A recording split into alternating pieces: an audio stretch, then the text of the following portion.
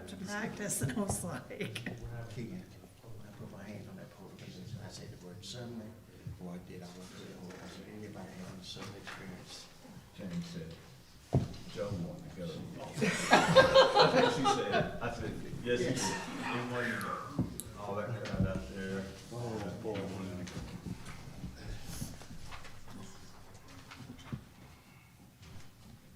We had one more person. I just heard for sure, whoever it is. Who prayed last time? I don't know. Hold on, it's in the minutes. no, I didn't listen. that was a long time ago. Is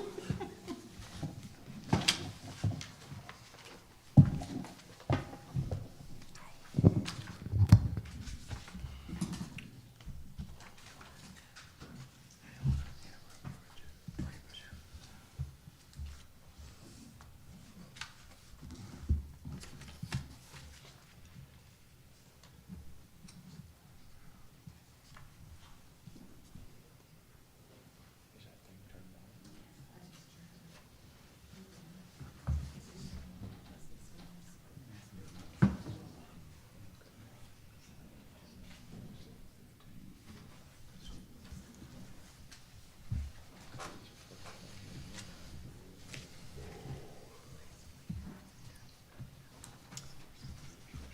It is 6:30, and I note the presence of a quorum, so I'd like to call us to order for Town Central public hearing on Monday, December 9th, 2024 at 6:30 PM, and I would ask that Reverend Joe Moss would deliver the invitations.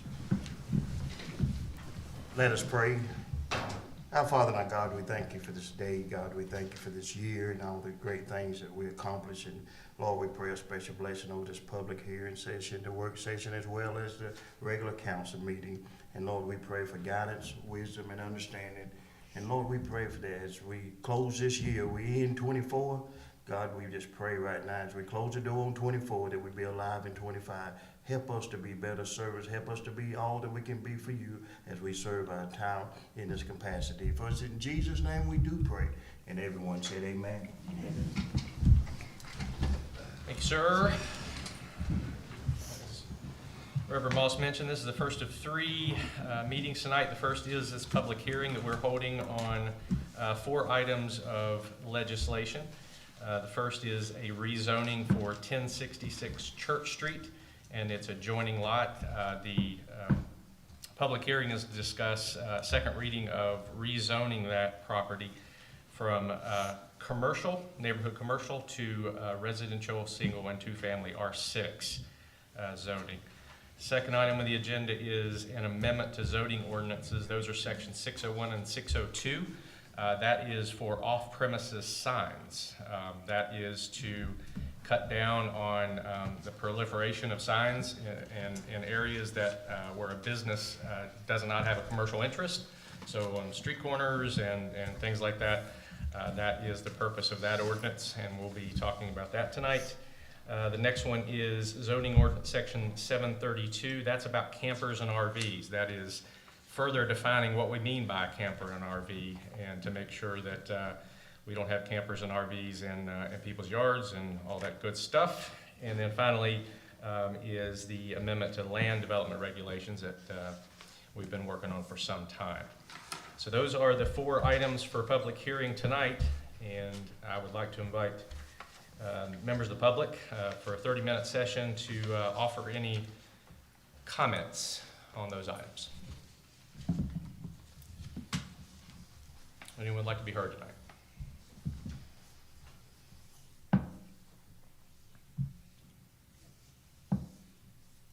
Going once? Okay. Can I say something? on Yes, this? please. It was my understanding previously, and it's my fault, that this number 1 rezoning 1066 Church Street and adjoining lot, neighborhood commercial to, I thought it was R16. But I talked to Mr. Mishu today, and he said it is R6, and that's something I had not realized, and that concerns me a little bit. Okay. Is there anything particular any concern you'd like to share, or? I just think that is, putting more density into, the neighborhood there, and that, street is already super, super crowded and has all kind of congestion on it, and I just think that would contribute more to the congestion and the crowdedness in the development. Okay. Anybody else on council wish to be heard on this or any other subject? Yes, Mr. Mayor. Yes, please. Do we know exactly how many single-family units and twin-family units are going to be placed on that rezoning parcel? The last time I saw a plat, it was 4, 4? Mm-hmm. Okay. And and that's, they're on the smaller side. okay, thank you. Do you know how many two-family? There's just 4 buildings that they were proposing to put on that plat. Fletcher's here, if you wanna ask him, he owns the property. Please, come on up, yeah, absolutely.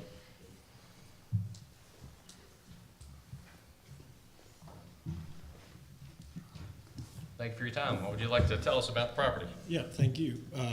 There may be misunderstanding on my part, but, and I don't have it in front of me, but R16 would be a much higher density, I thought. So R6 would only be 1 or 2 family.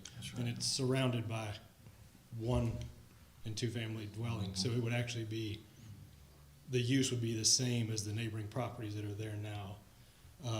You may remember there was a not abandoned, but an unoccupied mobile home for about 20 years. So what I had drawn was, there are 4 separate structures. They're 4 separate one-bedroom structures. So I would anticipate maximum 4 vehicles coming in and out of there a day. Probably no more than 4. The concept is 25, no, hold on, I get this wrong. I think 30% of 40-year-olds are unmarried and with no children. And they don't want roommates. They don't want to be in an apartment building. They don't want somebody living above them, somebody living beside them. And no one is building to that need. These folks want to, but housing is so expensive. They want a place that would be nice, that they walk in and, you know, there's nobody playing loud music above them. And they make a good living, and they're willing to pay a rent for a nice place. And so I'm trying to meet that need of young professionals. It could even be a widower. And so that's the need I'm trying to build to. And so ideally, it would be 2 separate one-bedroom structures that are not connected. So imagine this is a duplex. What I would prefer to do is to just give them 15 feet between them so they don't have a shared wall. But the zoning for R6 would allow them to be together. But again, I'm trying to do something for someone that really just wants to, I just want to have my own place. I've been living in an apartment for 20 years, and so that's the idea behind it. Is that So clear? there aren't any, plans to do duplexes? So, as R6 zoning current, as I interpret it, it allows for duplexes. And I would have preferred on one parcel to do like I said, just take them like this and just move them 15 feet apart. That would technically require a variance. I'm an honest, open book person. So I could separate them if y'all would allow it, if the council would allow a variance, or I could just have a little connecting roof line, and technically, if you approve the zoning, I mean, I'm telling you that now, so if that upsets you, vote against it, but I'm not gonna come up here and misrepresent to the council.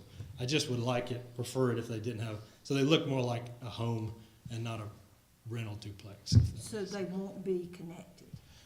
That would be my desire, but if the council wants them to look more like a duplex and doesn't want to, if that's not the desire of the neighbors in the town, then I could build a duplex that would We look like. can't decide that here tonight. We can just decide the zoning. Right, so that would, as he mentioned, that would require a variance, so we would have to take that up at And we another time. cannot decide that tonight. Yeah, and I've got drawings, so if we got to that point, much more detail, I'd be happy to. But again, I'm not gonna surprise you with that a month from now. I wouldn't be. That's my intent, and maybe, so I think I've Any more questions or? Yeah. Question. Please. So, in one sense, these are maybe entry-level kinds of dwelling in terms of value and market rent, that kind of thing?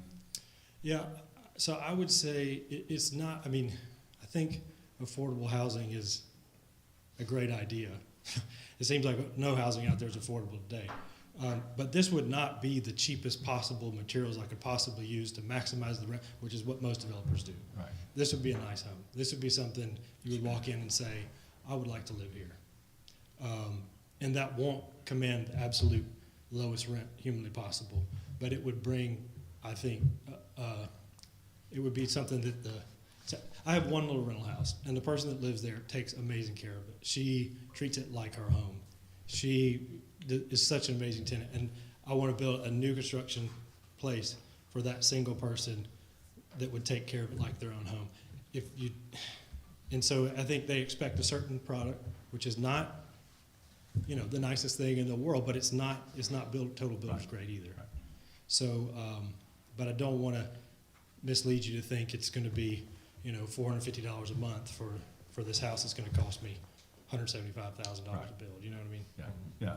I guess what I'm trying to say is that we're seeing a lot of houses that are 200, 300,000 and up that are being built.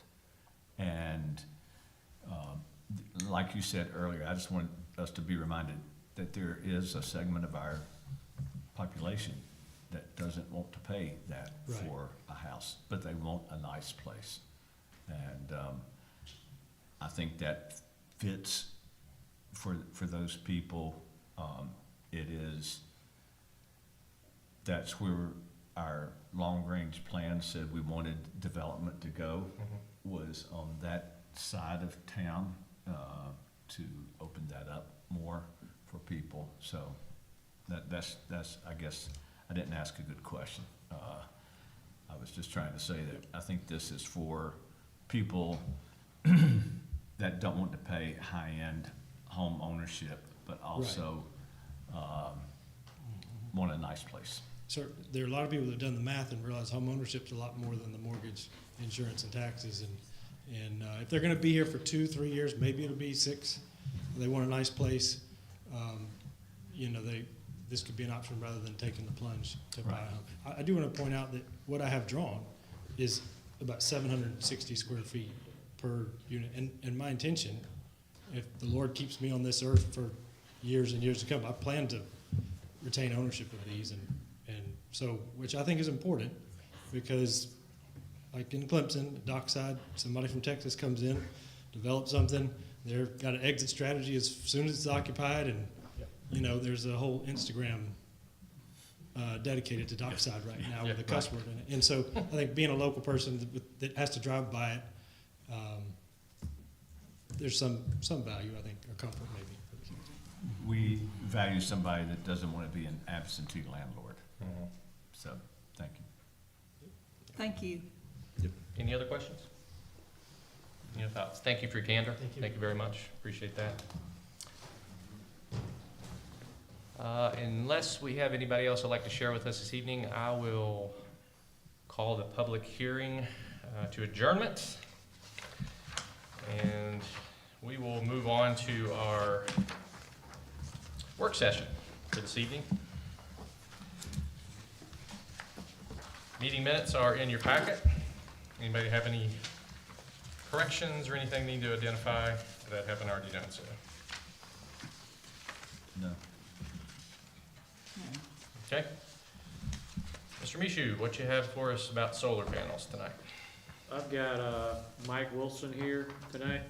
Okay.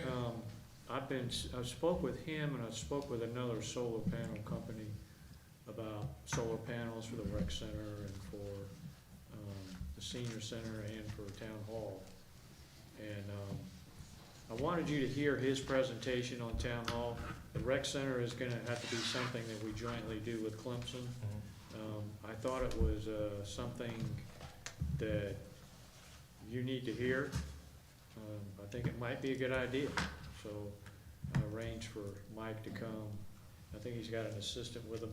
He had a PowerPoint presentation, but that computer over there doesn't have PowerPoint on it, so you're just gonna have to miss the eye candy portion of it.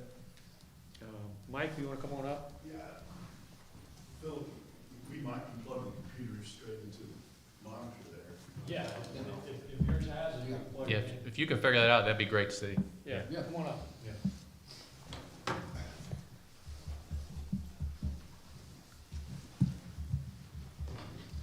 I'll give Eric a little bit of Yeah, time while to do he's this. doing that, I can tell you some of the reasons I'm bringing it to you. One is we're gonna put solar panels up on the roof. I don't know if you find that aesthetically pleasing, or whether you think that's a trailblazer, saving the environment. I don't know which approach you're gonna take. But we just put a new roof on, so we won't have to worry about a new roof. These things last like 30 years. And as he's gonna tell you, I think it's going to pay for itself after about 6 or 7 years. And, with the presentation, he also said, I'm just gonna give a little brief, you can give him the detail, Mike. Yeah, we won't take too long with this. Yeah. He thinks it will pay for itself in like 6 to 7 years, and there's an upfront cost. If I can scrape up the money to come up with the upfront cost, if y'all think it's an idea we need to pursue, I think we can take the savings from the power bill and put it back into the account that we pull it out of. The 6 to 7 year payback is probably past my time. I'm 60. I guarantee you my last day is the day I turn 65. Not sure, it may be before then, but it's definitely that day. So this payback is gonna be past me. But I've never thought short term regardless of how long I've got here. I'm thinking long term and how can this help us. But these panels are supposed to last 30 years. So there's gonna be about 20 years there that it's all gravy, I think. But Mike, you ready?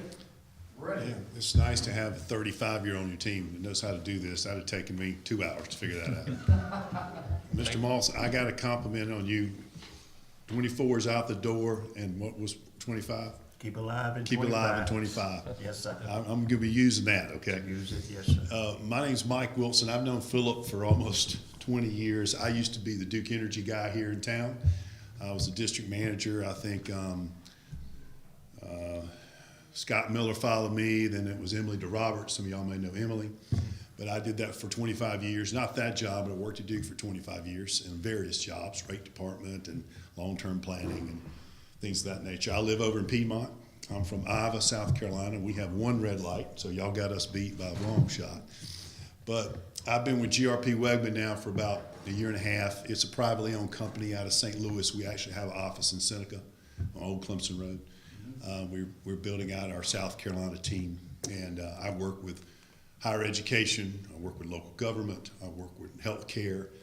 I work with K-12 schools on helping them be more energy efficient, whether that's using less energy inside the building or finding a way to make it yourself. So with some things that came out of the federal government recently, there's really some nice advantages to look at self-generation or renewable generation. So Eric, my company is family-owned business, GRP Wegman. It's been in business for 70 years. We're debt-free. We have done a great deal of this across, mainly in the Midwest, as power rates in the United States increase, especially here in the South. We've have the luxury of having pretty inexpensive power. Now it's gone up. It's continually going up. Duke's saying they're going to raise rates 2 more times in the next few years. I'll tell this: we did this presentation to Stevens County, and they're going to move forward with a project. And halfway through the presentation, one of the council members stopped me and said, "Mr. Wilson, I'm going to stop you right there. Your PowerPoint slide's wrong." He says, "You're talking about a 3% escalation in utility rates." I thought he was going to tell me it's going to be a little lower than that. I said, "Well, Mr. Rickman, what do you think?" He said, "Well, first of all, let me tell you what I do for a living. I'm the plant manager at a Coney Nuclear Station." So he lives in Toccoa, Georgia. He says, "It's going to go up a lot more than what you got on that slide." So we'll show you that. But Eric is our electrical engineer for our team and lives here in Greenville, South Carolina. So we're both here in the upstate. So we won't talk more about us, but let's keep going, Eric. We've kind of covered that, who we are. Let's keep moving. So I'm going to turn it over here to Eric. We are just trying to use the power of the sun to make electricity. First of all, this is not heating water. We're not going to heat water. This is making electrons. So all the energy on the planet comes from the sun. So we're just taking advantage of the sun to reduce the power bill here. I guess it's a go on record, but I don't work for Duke anymore. But Lynn Good, the CEO of Duke Energy, makes $24 million a year. And they're going to increase rates 2 more times over the next 4 years. Why you want to send them more power, more money than you have to is just not, to me, a good frugal move. So I think this is a great way to kind of like digging your own well or making your own power. So I'll shut up with that. Eric is going to tell you a little bit about how this could work at Town Hall. Yeah, so as Mike said, this is just a preliminary analysis for what's feasible at the Town Hall. So as you can see the aerial shot here, we're looking at 136 panels that we can put on the roof of Town Hall with an AC system size of 48.1 kW with 2 inverters. And you'll see on the next slide here, we're able to offset 90% of the electricity usage here in this building. So with a total project cost of just over $125,000. The ITC investment tax credit, direct pay, that would come back. That would come back as just over $37,000. So a net cost at the end of the day, just over $87,000. And over the course of 30 years, as Philip said, we use a project term of 30 years. That's the life of the panels. That's how long they're warranted. The life of the panels produce a lot longer than that. They're warranted for 30 years. So that's what the warranty is. They don't stop producing after They don't 30 stop years. producing, no. They produce about 85% of their rated capacity. If anything is going to fail in this system, would be the inverter. You talk to the town of Clemson, that's what failed at their bus barn is the inverter, but they put that in 10 years ago. We put in our project inverter refresh every 10 years, so on our cost, we come back and change the inverter out because it's not the moving part, but Eric, it's the part that could go bad. That's right. Yeah, So that's part of the deal. You don't have to pay for it. It's included in this cost. And Eric, and I don't mean to be jumping in your lane because you're a lot smarter than me, but that graph on the right, most of the people we talk to really that resonates with. The top line is what you would pay Duke Energy on a consistent basis, assuming a 3% increase on average every year. The bottom line would be if you took action and says, all right, I'm going to make it myself and go this route with solar energy. So it's cost avoidance. That money could be used for other projects. We talk to a school district, or a college. It's put the money back into what you do best. If it's educating students, or if it's bad, you need to put money into infrastructure here in the town. It's a self-funding infrastructure bank to some degree is the way I look at it. Eric, I'm sorry. So go ahead. No, that's good, Mike. Yeah, and just to continue with what Mike was saying, the green is your savings. So we're looking at a 90% offset of what's being used at the town hall, and after 30 years, a net benefit of just over $318,000. So the investment tax credit is 30% minimum. There may be another 10% we could look at, but I'm not going to promise that, but I know it's 30. So there's an extra 10% for a couple other things that I want to do a little more research on, but I guarantee you, we have an accounting firm we use called Tri-Merit Partners. You don't file a tax return per se. You're a government agency, right? So the investment tax credit says, well, government agencies and nonprofits can use this to get up to 50%, 30, 40, 50% reduction in the capital cost to put this in. So we hired a company called Tri-Merit Partners, and they walk you through this whole filing. So they fill out the paperwork. They work with Philip and team to make sure all the I's are dotted and T's are crossed. And as soon as you start delivering power through this system, you file for the IRS for this investment tax credit. So And that check comes comes back back to to us? you. Comes back to you. Okay. Yeah, we don't get it. Okay. That's right. Yeah. We just had some people, these are other people we work with. Some of the bigger, larger projects, people use a tax-exempt lease purchase TELP loan to get the work done. Very common. TD Bank, Bank of America uses a lot of that. I think Phillips will pay cash for this if all works out, so. But keep going, Eric, I think we can go right through this. We use a lot of cooperative purchasing, but we can go, I won't get into cooperative purchasing, but that's, we have already been vetted through Carolina Buy, Sourcewell, Tips USA, Houston Galveston Area Council, and AEPA. These are through South Carolina Procurement Code. You can procure through a cooperative purchasing agency. And we had to compete to be in that one. In fact, Sourcewell is the largest one in the country, and they had a RFP out for this kind of work recently, and 22 companies competed, and they selected 5. We were one of them that were selected. So by South Carolina law, you can go in there and use one of those entities, and it kind of fast tracks everything, meets procurement law for South Carolina. So I will highlight Carolina Buy. That was started by Fred Payne, who's a Greenville County councilman, and Fred's former college president, really nice guy. He's still out there making things happen. He wanted a procurement agency for the state of South Carolina. Good thing about Carolina Buy, they're a nonprofit. They give a percentage of it back to the city. So their fee that they get, they come back. Excuse me? Their fee that they get from us. Yeah, the fee that we pay. They get back, they turn it back over to the city, and so the city's nonprofit of choice. So if you want to do something for the Rotary Foundation or Meals on Wheels or Habitat for Humanity, it's a good way to get a little bit of money back and make a public splash. So that's what I used to do with Duke Energy, right? Philip, I used to come around and bring those checks around. Mm-hmm. You're real faithful about that too. I spend them. You find out who your friends are when you don't bring checks around anymore. That's right. I still take your calls though. Yeah, good. We give you a guaranteed maximum price. We're going to guarantee the power production. And if you say, Mike and Eric, you said it's going to produce offset 90-something%, and it's not offsetting 85%, we'll make the difference up till we figure out why it's not doing that. So that's in the contract. So we tell you it's going to offset X. It's going to offset X, whether we have to write you a check or not. So we're going to do our engineering right, is what I'm saying. So, and we'll manage the ITC, investment tax credit process, from start to finish. So it makes it easy for our clients. Have I left out anything, Eric? That's it. What was the megawatt generation that you're estimating? I didn't hear the question, Mayor. How many megawatts do you think you'll generate? Let Eric cover that. So, yeah, annual production, 79.3 megawatt hours, but the system size is just over 48 kilowatts. Okay. Now you see where the position of the panels are, that you're gonna have the bulk of it on the back where the employee parking lot is, and then a little bit on the left-hand side as you're walking towards the front door of Town Hall. So it will be visible.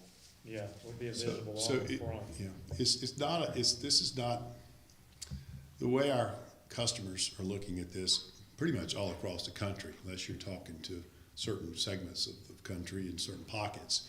Most everybody sees this as a way to save money.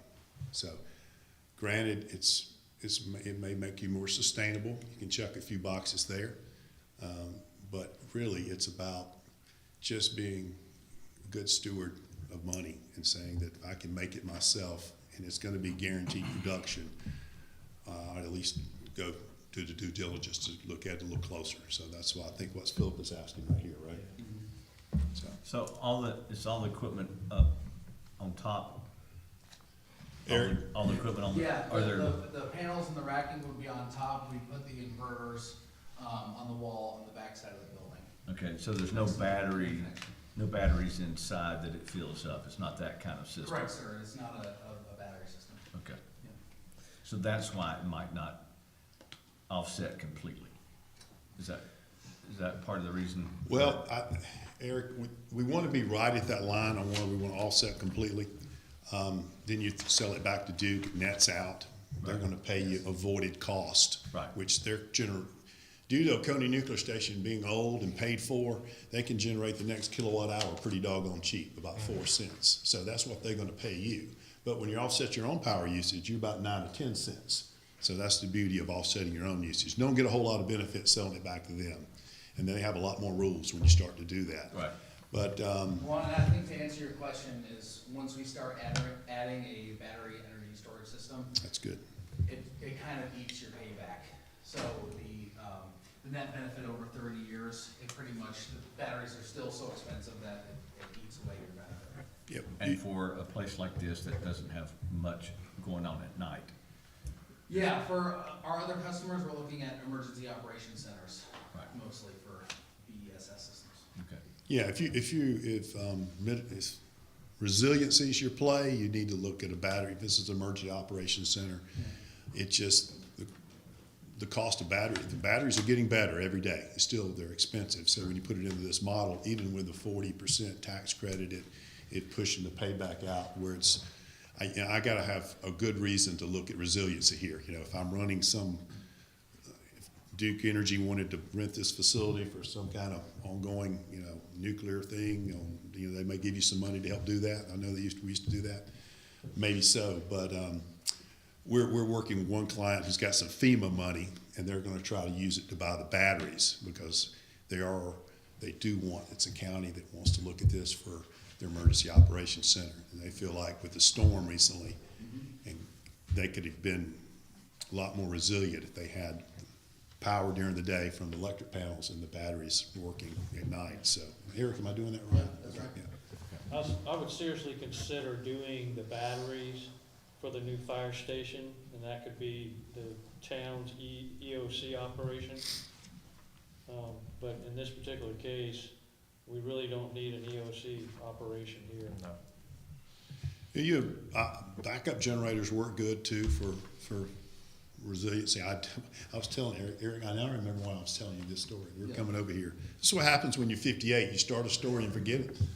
But I told Eric over here, I remember 2005, this time of year, we had an ice storm. Y'all remember that? Mm-hmm. And I was working at Duke at the time, and I started getting calls from REWA, which before that they were called the Sewer Authority in Greenville. Yeah. But Mike, our lift stations are running out of diesel fuel. Okay. We're going to have sewage everywhere. Can you get power? Most of these lift stations are in remote areas. I said, man, this is day 4 of the storm, day 3. There's no way we're going to get this power back on. What can you do for us? And then we thought about, we got diesel trucks running up and down the road. So we started sending the diesel trucks to REWA's pump stations to put diesel fuel. Now, that happened to be the benefit of we could get diesel fuel. But this last storm, I don't know, man, I couldn't get any fuel. So there is some beauty in having solar energy and a backup battery storage system for some applications. And I'm way off on a rabbit hole here, guys. I didn't mean to get into that. But those are some good questions. So. What about time frame once the contract is signed until the system is up and operational? Is a system this size, sir, I think we could probably do it in 60 days. I agree. Yeah. Would you be able to email us that presentation? Yes, That'd we be very will. helpful. Philip, will we get it to you and you send it to council? Give it to her, she can Okay, give it to gotcha. us. I apologize for not having copies today. It's just my oversight. Anderson University? That's where I work. Huh? Yeah, I'm on the board at Anderson University. I know you are. Yeah. It's a Any good other- school, man. I'm the biggest ambassador for that university in the state of South Carolina. Maybe you are too, so. I'm on the list, maybe not Yeah. that one. Just any other questions? I just Yeah. want to make sure, because we will still have Duke Energy in this building. Yes, sir. Okay, I just want to make sure that. You're not people- gonna decouple from Duke Energy. Right, I don't want people to think that somehow our police No. department that's right there is all of a It- sudden it- going to be out of energy one night or something like that. It's really no different than, So- I put in a new heat pump this year. Mine, after being 20 years, I put a new heat pump in, and as hot as it was this summer, I used probably 20% less power. Some of that may be, lifestyle changes, but most of it is just more energy efficient piece of equipment. That's a demand side thing. You can change out lights, HVAC, doors, windows, building automation systems, window tinting. There's a whole list of things you can do in buildings to make them more energy efficient. But fortunately, through this investment tax credit, we can now look at making our own power. So when we used to work with customers, solar didn't pencil out real well here in the South because of Duke's rates or Dominion's rates. you start throwing a 40% reduction on capital expenditure to put it up, it pencils out real well. Most of our customers can get something less than 10-year payback in an institutional customer, city government, schools district, college. It starts to make a lot of sense. So that doesn't mean that has to be your threshold, but that's what's making this work for us. Okay. Now, granted, the more Duke Energy raises its rates, the better business proposition this becomes. And Yeah, that net benefit can yeah, only go up. I don't mean to be slamming Duke Energy. I had a wonderful career at Duke Energy, and I have great friends there. But I'm just calling it, I'm just calling it the way I see it. If I can make my own power, and it's guaranteed, and the company's going to stand beside it, and we're debt free, and we're going to be there with you. So, any more questions before we step down? Anybody else? Thanks for your All time. right, we'll Really get you a appreciate it. copy of this. All right, thank you. Thank you. Thanks.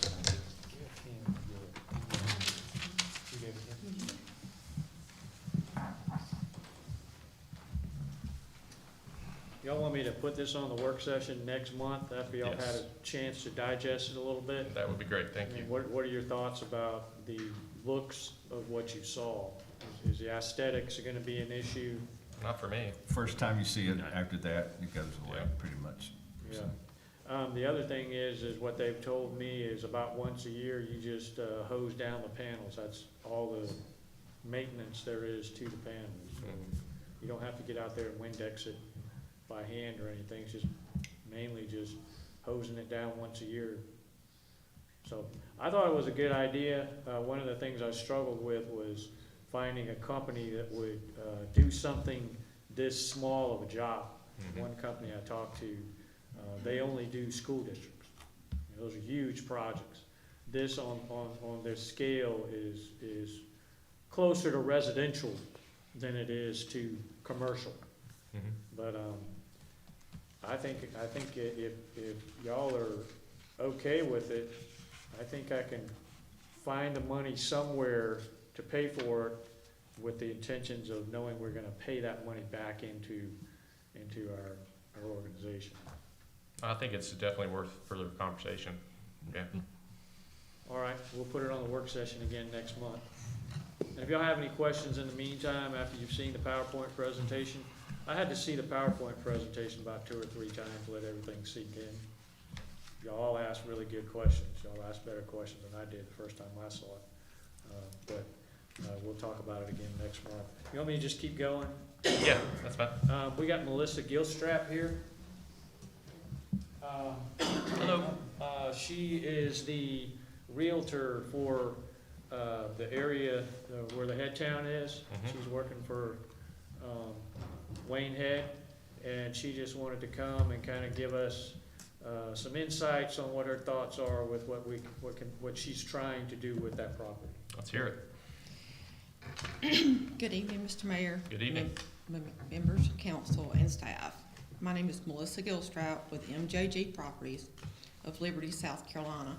I'm here this evening on behalf of my client, Mr. Wayne Head, and the properties that he and his family have owned here in the city of Central for close to a century, which I'm sure y'all are all familiar with. Mr. Head and his late father, John Wayne Head, and the family owned the tract of land and built a majority of the houses and buildings, including one that was the church. Mr. Head and his father began renting the properties many years ago and maintaining all of those themselves. They never hired property management to maintain those. Several years ago, Mr. Head's father's health started to deteriorate, leaving the responsibility of managing and maintaining the rentals solely on Mr. Head. Mr. Head has always made every attempt to maintain the properties in the same manner that his father did, without increasing rent, and so that way they could still have the low income rentals over there. He could never afford to have a property management company handle the properties unless he increased the rent. Therefore, to continue to help his tenants, he continued to manage and maintain them himself. In 2022, when Mr. Head's father's health worsened, he attempted to sell the properties due to the decline of his father's health. As a result of his attempt to sell, his tenants went to the media to prevent this from happening. They did not want to lose their below national monthly income or weekly rent if the properties were purchased by anyone else, because that could most likely happen. They asked that the city purchase the properties or contribute to a portion of the cost to purchase them at that time, and still have low income housing established there. This way they would still be able to have their below average rent and be able to maintain that. Mr. Head's father passed away on September the 22nd, 2024. Mr. Head has continued to maintain these properties and not sell nor raise the monthly or weekly rents, because he has some that are weekly. When I listed the properties for Mr. Head back in February of this year, he asked that I not put any signage and to be cautious when allowing any potential buyers to view the properties without himself or I being present. He did not want his tenants to go back to the media as they did in 2022 to create such havoc. And Mr. Head has discussed with me that he is now ready to retire. He's want to enjoy life, what's left, and be able to sell his properties. And he said, just imagine working for a job for many, many years, and it comes time for you to retire, and the company says, oh no, you can't retire. And you have to continue to work and be on on-call basis. He said, I'm tired and I'm ready to go on. And he's tried to sell the properties, and the tenants have stopped that in the past. Recently, we've had a developer interested in purchasing the properties.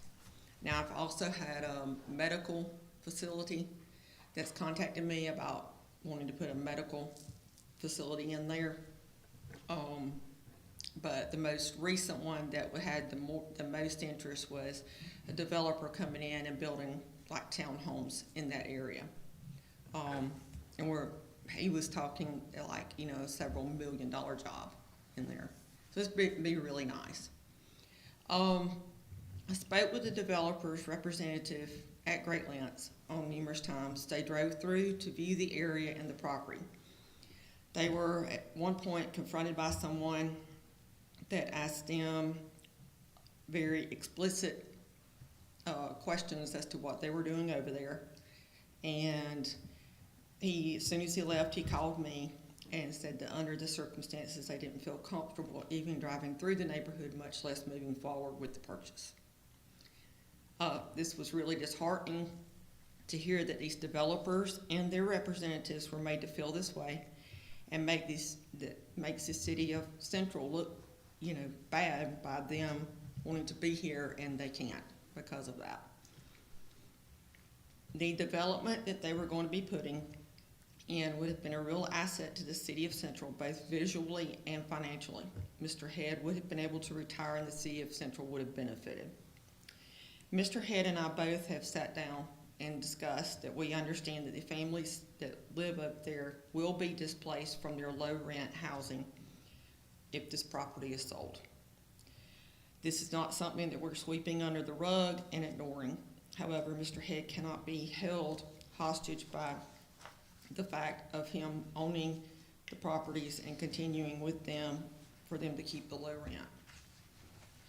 We have discussed and made the decision that any contract that we accept will have plenty of allotted time in it for the families to secure other housing accommodations.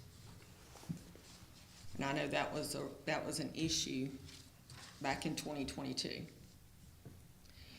I have some handouts, if you would like them, that can provide information on what Mr. Head has as a rent roll, what he has as income from it monthly, yearly, and his expense as far as taxes and insurance.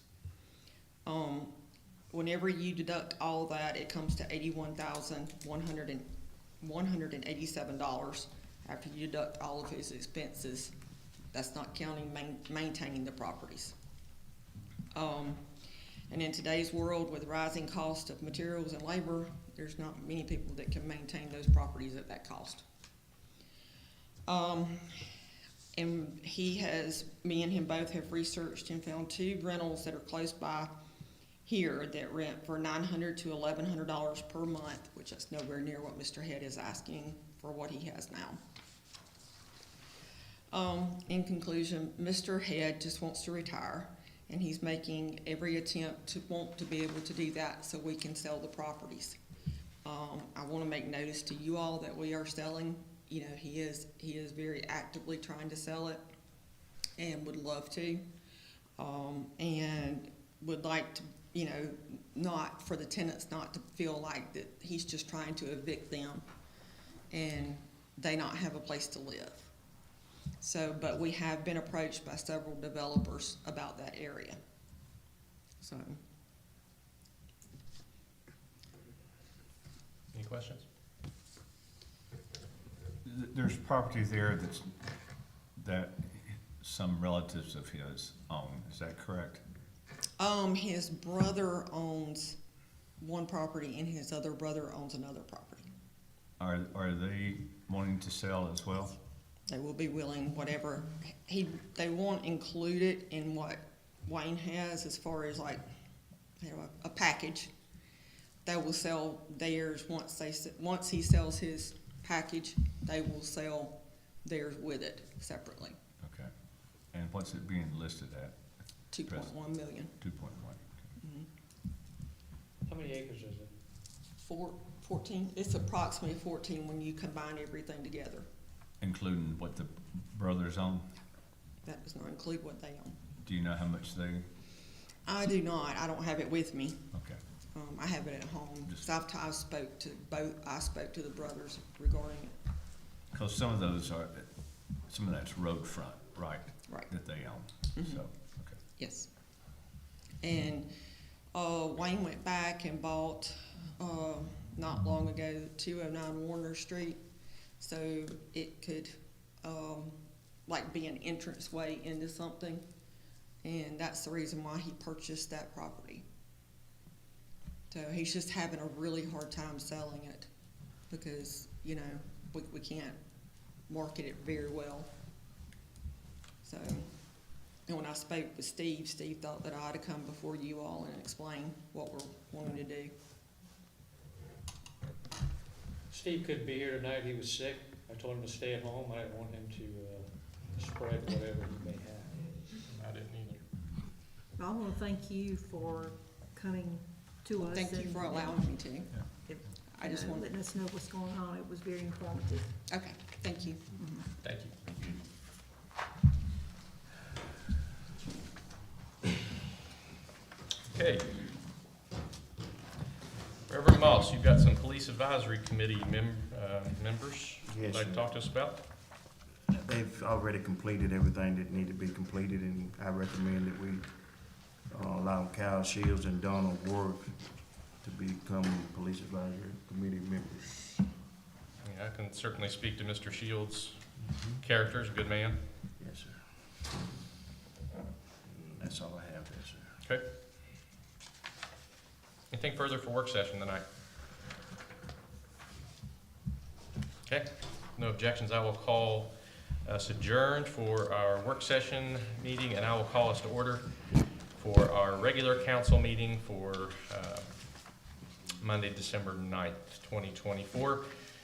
First item on the agenda is a Volunteer of the Year recognition.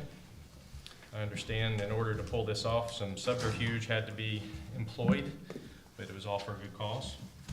So I will start with the first resolution on our agenda, and I will read that into the record. Whereas the Town Council of the Town of Central recognizes the importance of volunteerism and encourages citizens to serve as volunteers, and whereas said council supports helping the Town of Central, and whereas Trip Brooks has demonstrated his willingness to give of his time and talents to the Town of Central, Mr. Brooks has displayed constant and compassionate concern for the community. Now, whereas it is a desire for the mayor and the town council of the Town of Central to formally acknowledge their appreciation to Trip Brooks for his service both to the community and to the Town of Central, therefore be it resolved that the Central Town Council duly assembled this 9th day of December 2024, do hereby publicly recognize Mr. Trip Brooks as the Town of Central's 2024 Volunteer of the Year for the Town of Central. And I would make a motion that we accept that resolution. Second. Motion on the table is to accept the resolution as written. All those in favor, raise your right hand, please. Very good. Trip, come on up.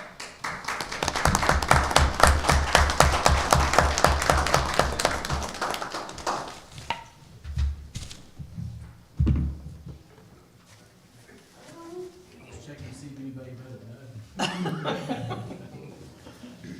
There you go, sir. Thank you all. We'll take a picture. Official appreciate it.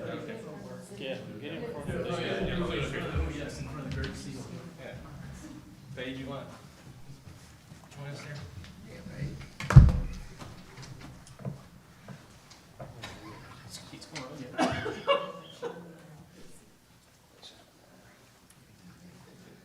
All right, ready, 1, 2, let me get another one. All right. All right, thank you. Sorry, I lied a little bit. Yeah.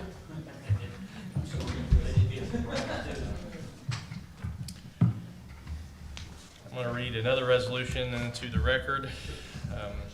Whereas the Town Council of the Town of Central recognizes the importance of volunteerism and encourages citizens to serve as volunteers, and whereas said council supports the helping the Town of Central, and whereas Justin Reiki has demonstrated his willingness to give his time and talents to the Town of Central, Mr. Reiki has displayed constant and compassionate concern for the community.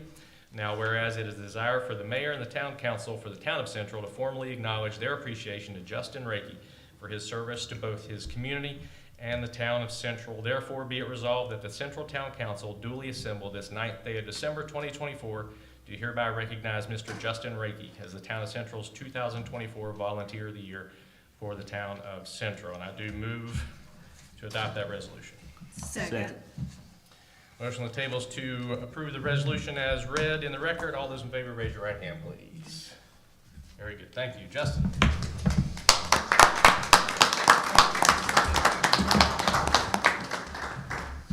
Yeah, you may come up here.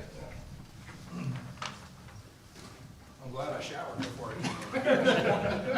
I think we all are, sir. There you go. Thank you very much. Sure thing. All right, here we go, 1, 2, 3, go. All right. Appreciate it, y'all. You bet. Thank you.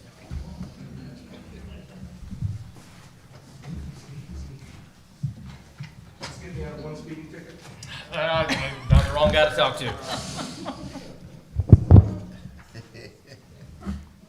Thank you, Trip. Thank you, Justin, for all you do for us. Next item on the agenda is our regular council meeting minutes. Just talked about this in work session, and I'll entertain a motion. I move that we adopt the regular council meeting minutes of Monday, November 11th, as they are written. Second. Motion on the table is to adopt our regular council meeting minutes from November 11th, 2024. Any discussion on these items? All those in favor, raise your right hand, please. Motion carries. Thank you. Public session. May I have anybody signed up to speak this evening? Okay, very good. Any disposition of petitions? Any petitions tonight, Mr. Not at this time, Administrator? Mr. Mayor. Thank you, sir. Reports from council committees. Planning, Ms. Bowers. Planning will not meet for the month of December, and I am in need of BCA members. So, we've gone through all the applicants that we had in the past, and, I need at least one, maybe two. I'll make another run at the gentleman I usually call in these moments. Maybe one of these days he'll apply. That's all I have. Okay. Any questions for planning? Streets and Public Safety, Mr. Moss, sir. I'd like to make a motion that we adopt Kyle Shields and Donald Worthy to be on the Police Advisory Committee, please. Second. Motion on the table is to appoint Kyle Shields and Donald Worthy to the Police Advisory Committee. Is there any discussion on these appointments?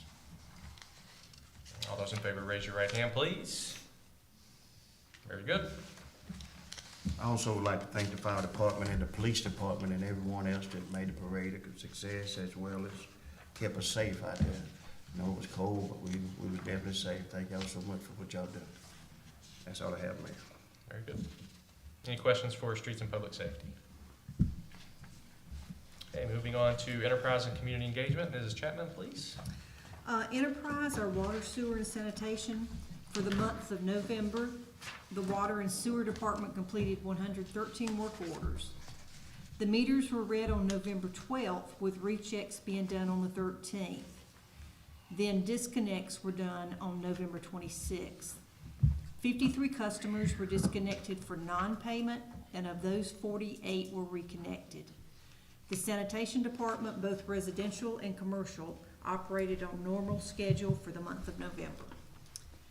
Then for community engagement, our meeting that we had in November was a very successful meeting. Had a very good turnout. I'm thinking there were like 23 people or so there, and got a lot of good feedback. They felt very free to say what they needed to say, and had a lot of good dialogue and conversation.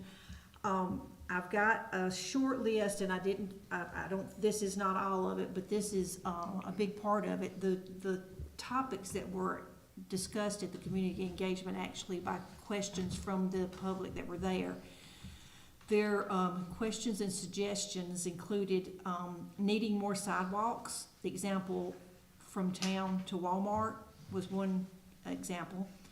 Another said too many junk cars in people's yards, and that's caused me to look as I drive around Central and see, yeah, there are quite a few junk cars in the yards around Central. Another one, the town doesn't use social media well. Number 4, live streaming of central meetings needs improvement. Number 5, posting agendas and materials on town websites should be improved. And remember, this is just the public there saying this. The council, we're not saying this. We're there to listen. Number 6, growth is out of control. Number 7, people drive too fast on our streets, and I think we all can agree with that. Number 8, small businesses need more help. And number 9, there is too much litter, and it's caused me to go out and look, and yeah, there's a lot of litter there that until it's brought to your attention, some of it you don't even realize is there. Number 10, property owners need to be fined for empty buildings. And then there were more than that, but I didn't have a chance to list all of them. But I was very pleased with the turnout. It was a good meeting, and our next community engagement meeting will be on Thursday, January 23rd at 7 p.m. I have been working on the location, have not been able to nail that down, but that location will be announced as soon as I can get it approved. So that would, hopefully we'll see as many or even more people there at this next one.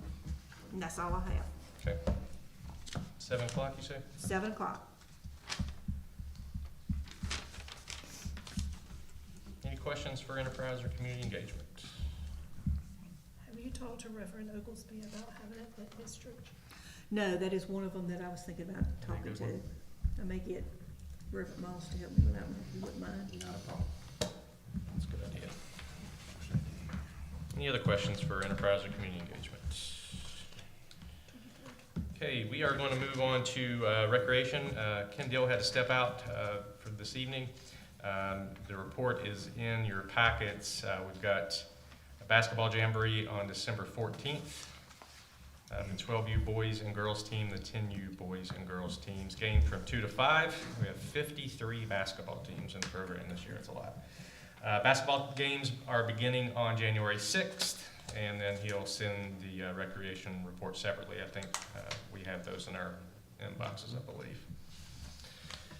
Moving on to finance and marketing, Mr. Peak. Thank you, Mayor. Yes, sir. The general fund for the month of November has a balance of $822,199.60. $1,000,000.73. That's an increase of $88,006.57 from the month of October. This is an increase of 11.31%. This sets us up for a really good start for the new year, when we know that the taxes start rolling into our funds, so we should be in great position starting the new year. The water account for November had a surplus of $25,667, and for the year, we have a surplus in the fund for $53,053, and this is an increase of 63.82% in the account from October to November. The sewer account for November had a surplus of $36,820. For the year, we have a surplus of $80,299, and this is an increase of 59.49% in the sewer revenue from October to November. And the sanitation account for November had a revenue of $10,213, and year-to-date, we have a surplus of $33,889, and this is an increase of 35.48% in the sanitation revenue from October to November. And that's all I have, sir. Any questions for Finance and Marketing?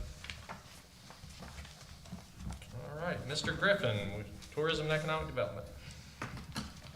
Mayor, I don't have anything new to add, other than the fact I have heard several comments from the public about the parade. I was unfortunately unable to attend, but I've heard so much good things about it, so apparently it was a very great success. It was a good one. You were missed.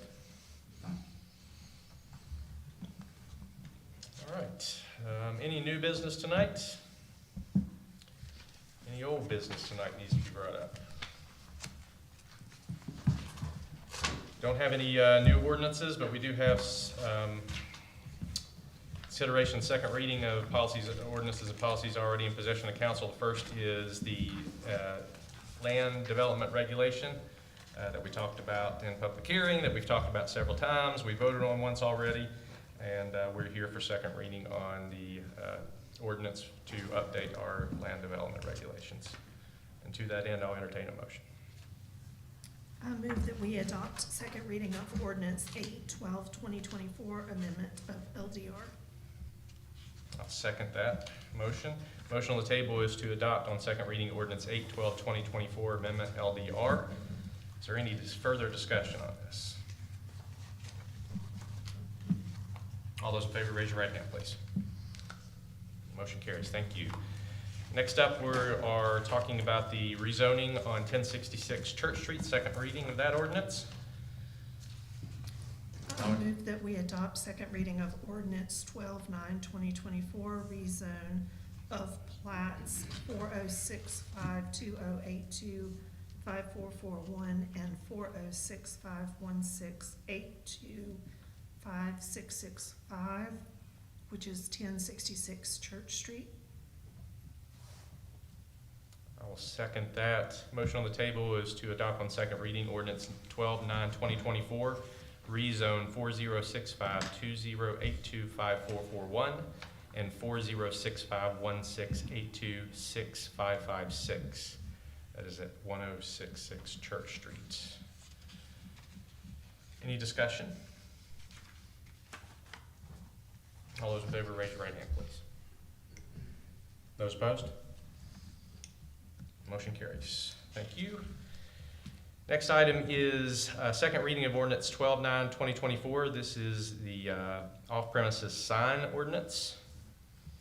And I move that we adopt on second reading ordinance 12/9/2024, amendment to zoning section 601, 602, off-premises signs. Second. The motion on the table is to adopt on second reading ordinance 12/9/2024, amendment to zoning section 601 to 602, off-premises signs. Any discussion?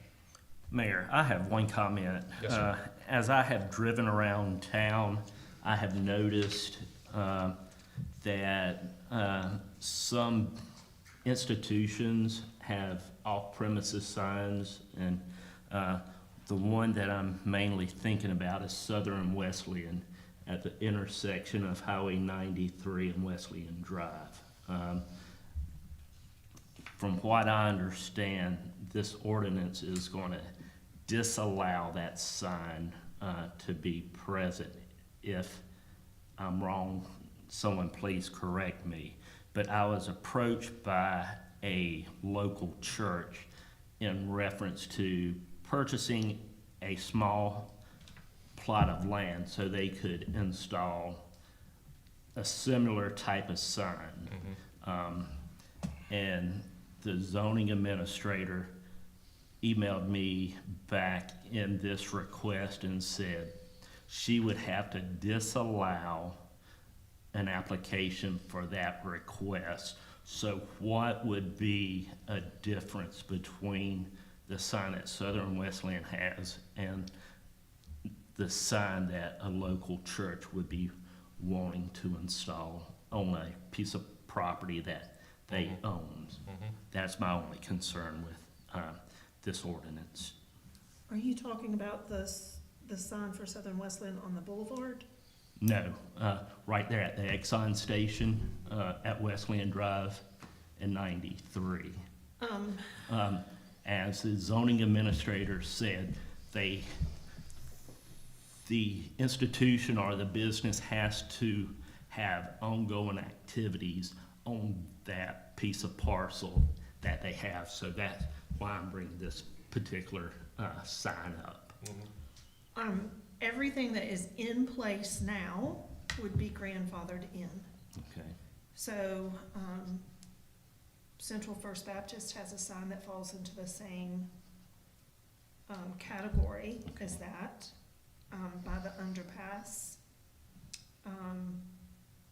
So we are going to allow grandfathering in We- existing signs. We always, things that are in place when we change the ordinance, if they were in compliance when they were placed, they're grandfathered in. Okay. Because if we change any kind of zoning, we would have to do the same thing. Right. So any sign that is in place at this moment would be grandfathered in if the new ordinance is passed. Okay. Thank you for that clarification. Yeah, we talked about that last week. That was my assumption as well, but I didn't want to speak that until I knew. Yeah. Right. Okay. Okay. Any further discussion? Any other questions? Motion stands. Motion on the table is to adopt second reading of this ordinance. Any further discussion? I think we also need to remember, we talked a lot about how most all advertising is online now. We also need to realize that not all of our population has a computer in the home. And that is just my concern as well. I do support the ordinance, but I do think that we need to be aware of who we are limiting when we do this. Anybody else? Further discussion, questions?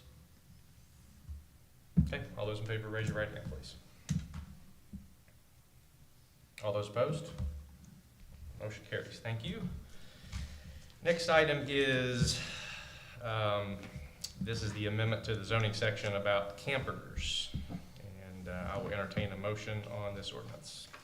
I move that we adopt second reading of ordinance 12/9/2024, amendment to zoning sections 723 and 1100.75 about campers. Second.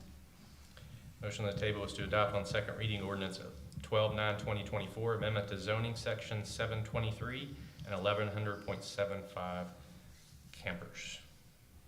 Any discussion? All those in favor, raise your right hand, please. Motion carries. Thank you very much. And last is our, the appearance of citizens. This is amendment to section 258 in the town ordinance.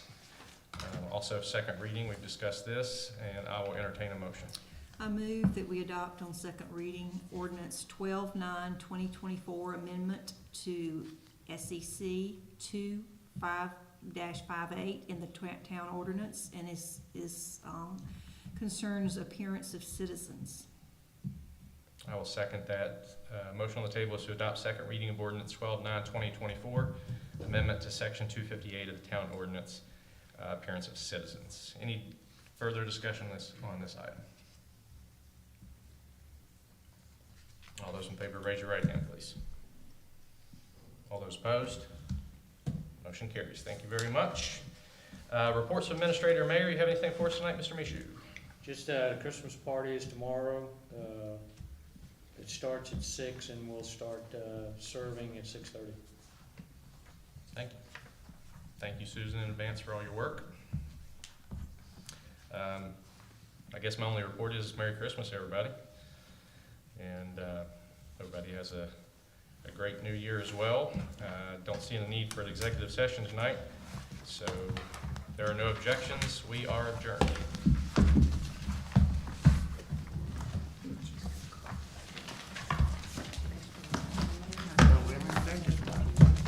I talked with him every day. All right.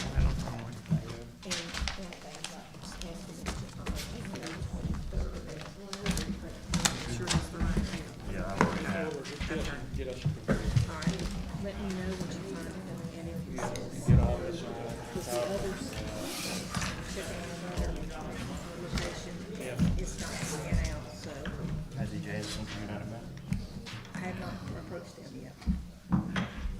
But that, I'm gonna save that for another time if this one's sent.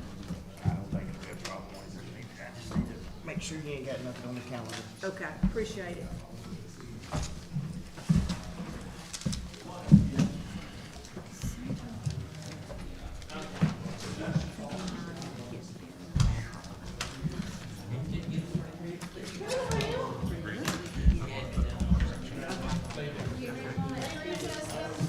I've got my list too. It's mostly the same. Okay. So yeah, that's definitely going to be more session next month.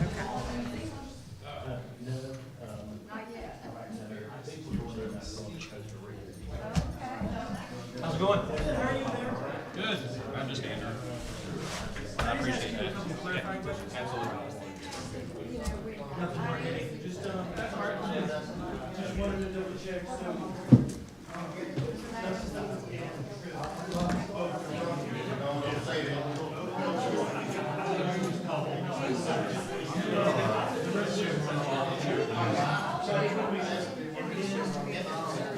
Said within 2 weeks. Well, I'm speaking. No, it is, or, you said there's several options.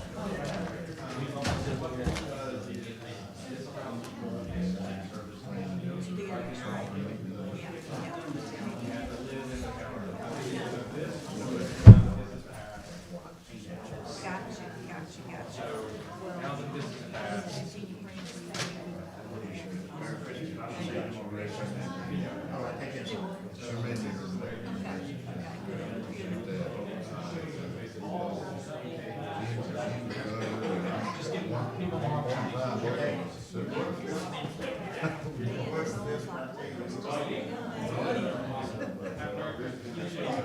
She's getting better off of it. That's good. She did, but it's not. Yeah,